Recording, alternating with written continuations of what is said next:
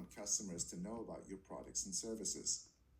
In the world of marketing, that's what we call brand recognition.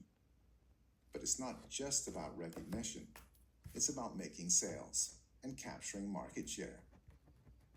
As you heard, in describing the goals of marketing, I used two expressions that you might be familiar with: brand recognition and to capture market share. We call these kind of expressions collocations. A collocation is a natural combination of two or more words to talk about a single idea. You might think of collocations as chunks of language, and it's usually easier and more natural to remember these chunks rather than learning individual words. Every area of business has its own special expressions or collocations, and learning these collocations will help you not only understand what others are saying, but communicate your own ideas more clearly. In this lesson, we're going to focus on collocations you can use to talk about marketing activities. In today's dialogue, we'll listen to a discussion by a marketing team at a home furnishings company. You'll hear Nathan, who is leading the meeting, as well as Theo and Camille. They are discussing the company's market research, their goals, and how to measure progress toward those goals. Try to pick out the collocations they use, and we'll talk about them later in the debrief. As you listen to the dialogue, try to answer the following questions. 1. What does Theo say the process of market research has helped them do? 2. What does Camille say the data from research has helped them do? 3. Near the end of the dialogue, what does Nathan say they've talked about doing?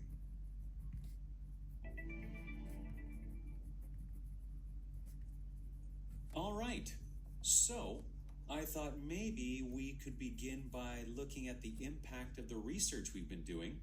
It's been going on for, a couple of months now, so we should be getting a clearer picture of the customer base, particularly buyer motivation.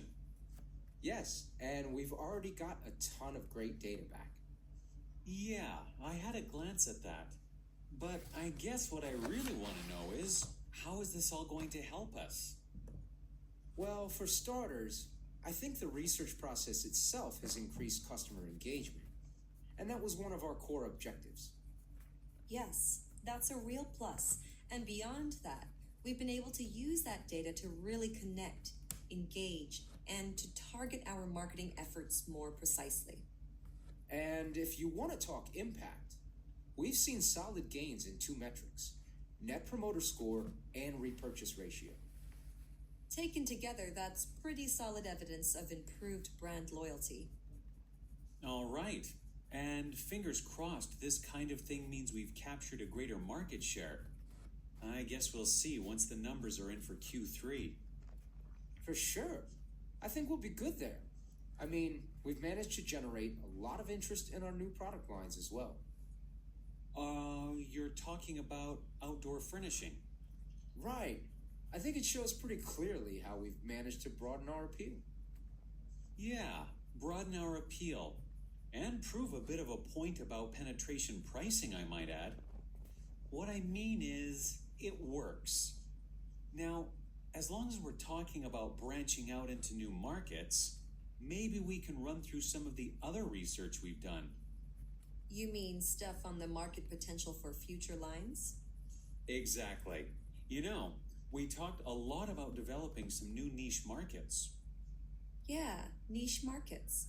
Actually, we've got some interesting stuff on that. Remember how you were talking about eco-friendly furniture? Well, turns out you were onto something. We've got some pretty good customer data to show that there's some strong potential there.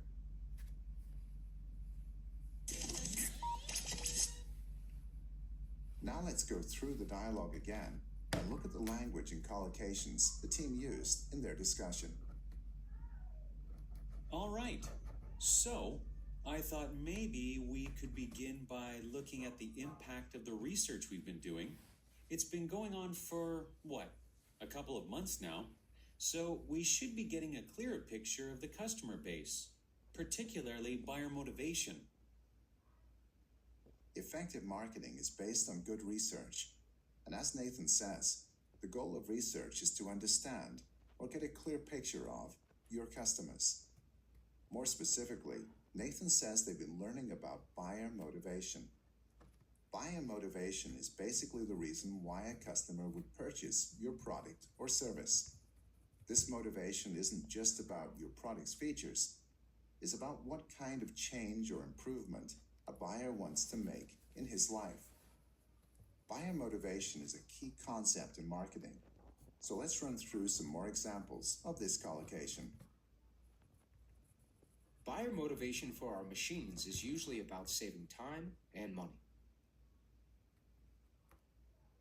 Understanding buyer motivation has helped us create highly focused ads. Next, the team continues discussing the results of their research. Yes, and we've already got a ton of great data back. Yeah, I had a glance at that. But I guess what I really want to know is, how is this all going to help us? Well, for starters, I think the research process itself has increased customer engagement, and that was one of our core objectives. Market research isn't just about producing data. It's about using that information to sell products. That's why Nathan asks how the research is going to actually help the company. Theo identifies one important way their market research has helped. He says it has increased customer engagement. Customer engagement is a dialogue between your company and its customers. The more dialogue, the better. And sometimes, as Theo says, the process of market research itself can increase customer engagement. What are some other ways of using this collocation to increase customer engagement? Let's practice a few more examples. We've greatly increased customer engagement by making our website more interactive. We're going to get on the street and into trade shows to increase direct customer engagement. Now let's hear Camille talk about another way their market research has helped. Yes, that's a real plus. And beyond that, we've been able to use that data to really connect, engage, and to target our marketing efforts more precisely. Customer engagement is a real plus, or a great benefit, as Camille says. But they've also managed to use their research to target their marketing efforts. Not all marketing is created equal. The best marketing activities, or efforts, are designed to reach the people who are most likely to want to buy your products. Anytime you're trying to reach a certain group or population, you are targeting that group. It's just like shooting a gun or arrow. You aim at a target rather than just shooting randomly. Let's try some more ways of using this expression to target marketing efforts. If we want to sell more to middle-aged professionals, we'll need to target our marketing efforts differently. The marketing consultant suggested using social media to target our marketing efforts to youth. Just like everything in business, we have ways of measuring how effective our marketing activities are, as you can hear. And if you want to talk impact, we've seen solid gains in two metrics: Net Promoter Score and repurchase ratio. Taken together, that's pretty solid evidence of improved brand loyalty. Theo mentions solid gains, or increases, in two important measurements. Net Promoter Score measures how likely people are to recommend your products, and the repurchase ratio measures how often they make repeat purchases. But once again, it's not the data itself that's important. It's what that data means. And Camille highlights that the gains Theo mentions show the company has improved brand loyalty. Every marketing team talks about brand loyalty. It's one of the most fundamental goals of marketing. Brand loyalty is basically when a customer continues to buy or prefer your products over the competition. Let's practice this collocation, brand loyalty, with some more examples. By creating a rewards club, we've managed to improve our customers' brand loyalty. one way we measure brand loyalty is by examining how often customers make repeat purchases. What does Nathan think about the results that Theo and Camille have mentioned? All right. And fingers crossed, this kind of thing means we've captured a greater market share. I guess we'll see once the numbers are in for Q3. Nathan is hopeful, or as he says, he has his fingers crossed that the company has managed to increase market share. A company's market share is how much of a market, usually given as a percentage, that a company controls. And when you get more customers and a bigger market share, we say you capture that share.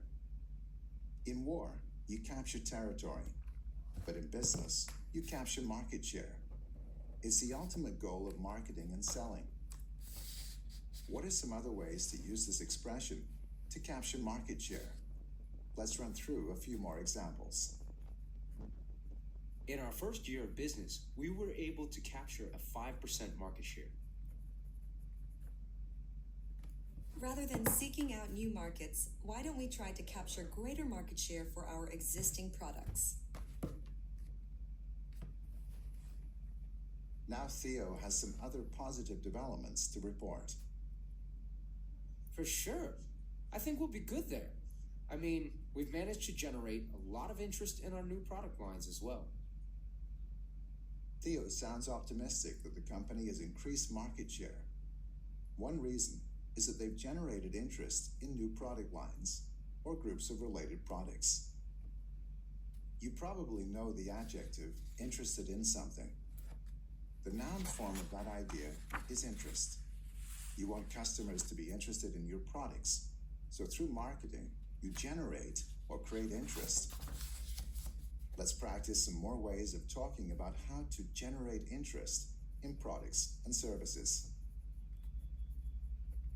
Ads on local TV and radio stations have really helped generate interest in our new business. If we can't generate more interest in our web services, we may have to shut down. Now let's get back to the dialogue as the group continues discussing their new product lines. You're talking about outdoor furnishing. Right. I think it shows pretty clearly how we've managed to broaden our appeal. The company's new product lines are in outdoor furnishing.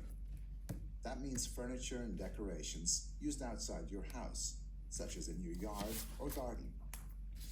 In marketing, sometimes you try to sell more to existing customers, and sometimes you try to find new customers or create different products that will be attractive to more people. Attracting new people is part of what Theo calls broadening the company's appeal. What are some other ways to use this collocation to broaden appeal? Let's run through a couple more examples. Popular in the action sports community, Vans now wants to broaden its appeal to the general public. We can't really broaden our appeal until we learn more about our new target market. Nathan has another point to make about the marketing of their new product lines. Yeah, Can't really broaden our appeal until we learn more about our new target market. Nathan has another point to make about the marketing of their new product lines. yeah, broaden our appeal. And prove a bit of a point about penetration pricing, I might add. What I mean is, it works. If you prove a point about something, you show evidence that it works. But what exactly is this idea of penetration pricing that they've proven? Well, it can be difficult to penetrate or enter a new market. But one way to do this is to price your products lower than the competition until you've managed to capture market share. We call this strategy penetration pricing. And as Nathan says, penetration pricing can be